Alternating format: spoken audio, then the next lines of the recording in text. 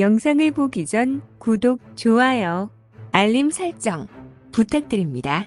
대한민국 차기 호위함 세 번째 단계인 FFX 배치 3 사업으로 만들어진 충남급 호위함이 대한민국 해군에 인도되었습니다.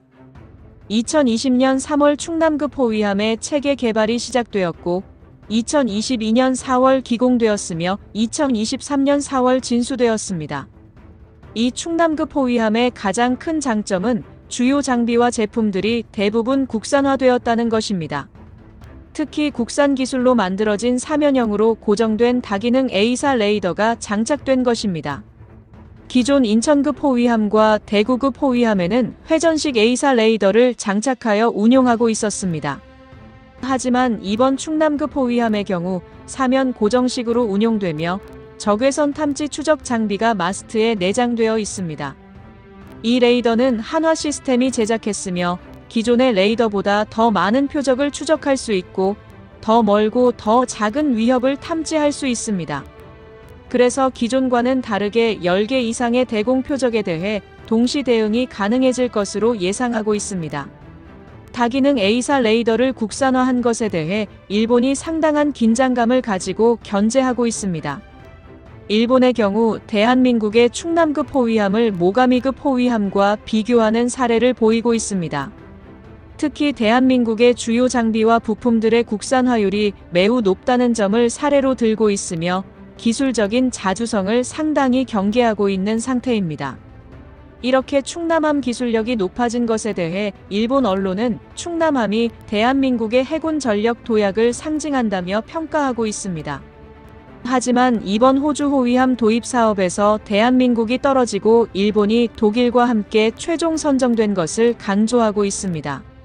하지만 대한민국이 충남급 호위함을 가지고 호주 호위함 사업에서 탈락한 것은 기술적인 문제가 아니었습니다. 한 언론사의 취재에 따르면 호주 해군의 요구 사양을 제대로 맞추지 못해서 떨어졌다고 합니다. 호주의 경우 태평양에서 중국을 견제할 목적으로 10조 원짜리 호위함 도입 사업을 진행했었습니다. 이에 대해서 호주는 태평양을 누벼야 하기 때문에 긴 항속거리를 가져야 했습니다. 충남급 호위함의 경우 항속거리가 8,300km이지만 모가미급은 14,800km입니다. 이게 가장 큰 문제였습니다.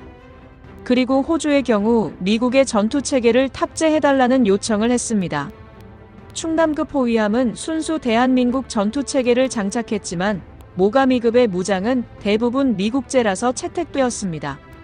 수출하지 못하는 부분에서는 상당히 아쉬운 부분이 있지만 일본도 제대로 하지 못한 기술 국산화를 해냈기 때문에 장기적으로는 큰 이익입니다.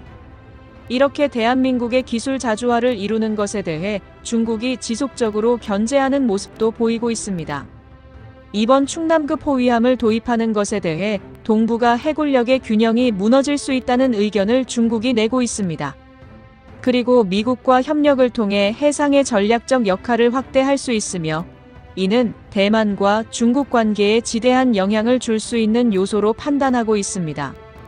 대만과 중국의 갈등이 커지고 군사적인 충돌이 일어나게 된다면 미국이 동맹국들의 지원 요청을 하게 되며 대한민국도 지원을 해야 한다는 의견들이 많이 있습니다.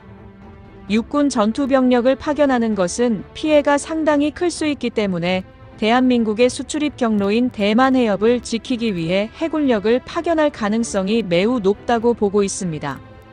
그래서 파견되는 해군력 중 후보로 꼽히는 것이 충남급 호위함이기 때문에 중국이 상당한 견제를 하고 있습니다. 대한민국의 호위함인 충남급 호위함은 스펙이 상당히 좋기 때문에 주변 국가에서 상당한 견제를 하고 있습니다. 대한민국이 동맹국가와의 결속을 더욱 단단히 하여 외교적으로 인정받고 강한 국방력을 인정받을 수 있는 날이 오길 기원하겠습니다. 더 많은 이야기를 원하신다면 구독을, 이번 이야기가 좋았다면 좋아요를 눌러주세요. 감사합니다.